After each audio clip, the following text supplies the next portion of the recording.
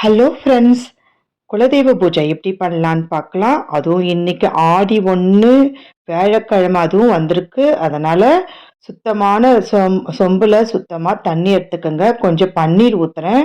கொஞ்சம் பச்சை கற்பூரம், அதுக்கப்புறம் அகல் நம்ம விளக்கேத்துற அகல் வைக்கிற தட்டுல கொஞ்சம் அரிசி, ₹1 காசு போட்டு நம்ம பச்சை கற்பூரம் போட்டு, இதுல ஜவ்வாது, ஏலக்காய், ₹1 காயின், மஞ்சள் தூள். இதுதான் அவ்வளோதாங்க. ஏற்கனவே என்னுடைய பதிவுல 2 வருஷத்துக்கு முன்னாடி குலதெய்வ பூஜை எப்படி பண்ணணும்னு போட்டிருந்தேங்க. சொம்பு மண் சொம்பு, இல்லைன்னா வெள்ளி சொம்பு, இல்லைன்னா பித்தளை சொம்பு. இது 3த்துல 1 வைங்க. எந்த இடத்துல நம்ம குலதெய்வத்தை நம்ம வைக்க போறோமோ அந்த இடத்த சுத்தமா தொடச்சி மஞ்சள் தடவி குங்குமம் வைங்க. ₹1 காசு, பச்சரிசி, கொஞ்சம் மஞ்சள் தூள் நம்ம இப்போ போடுவோம். நெய் ஊற்றிக்குங்க. திரி போட்டுக்குங்க. எந்த திரி ஒன்றாலும் போடலாம். இந்த திரி தான் போடணும், அந்த திரி தான் போடணும் அப்படிலாம் கிடையாதுங்க. எந்த திரி ஒன்றாலும் போடலாம். மணை வச்சுட்டு பச்சரிசி வச்சுட்டு ₹1 காசு வச்சு மேலே மஞ்சள் தூள் கொஞ்சம் போடுங்க. நம்ம குலதெய்வத்தை ஆவாகனம் பண்ணலாம்.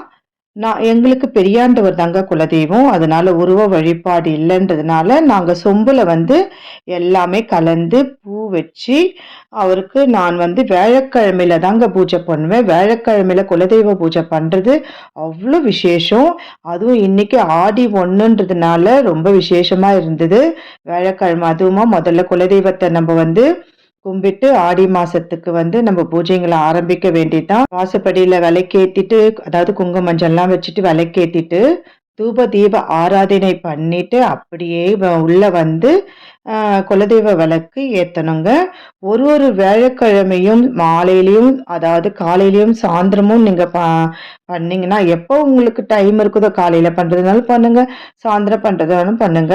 உங்க குலதெய்வத்தை நினைச்சிட்டு வியாழக்கிழமையில நீங்க ஒரு வியாழக்கிழமையும் பண்ணீங்கன்னா அவ்வளோ ஒரு விசேஷம். ஒரு வேண்டுதல் வச்சு பண்ணுங்க, கண்டிப்பா நிறைவேறும். இதுல இருக்கிற காசு நீங்க அப்படியே ஒரு உண்டியில போட்டுனே வாங்க. உங்க குலதெய்வ கோவிலுக்கு நீங்க சொல்ல அந்த காசை நீங்க அந்த உண்டியில போட்டுடுங்க. எங்களுக்கு இஷ்ட தெய்வம் பச்சையம்மனும் குலதெய்வம் பெரியாண்டவர் தாங்க.